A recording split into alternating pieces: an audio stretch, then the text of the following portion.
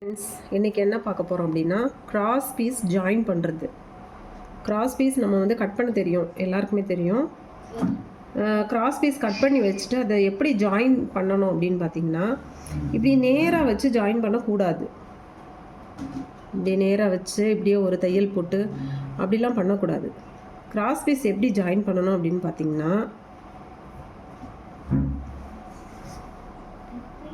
அதாவது கேப் தைக்கும்போது இந்த இடம் இங்கே வந்து ஜாயிண்ட் ஆகியிருக்கணும், அதே மாதிரி இந்த இடமும் ஜாயிண்ட் ஆகியிருக்கணும். இப்படி வச்சு நீங்கள் தையல் போட்டிங்கன்னா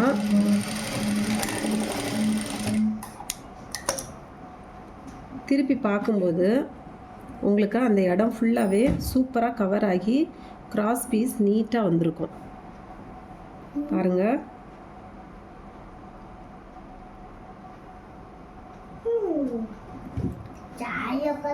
இப்போ இந்த இடம் கவர் ஆகிருக்கு, இந்த இடமும் கவர் ஆகிருக்கு, பார்த்துக்கோங்க.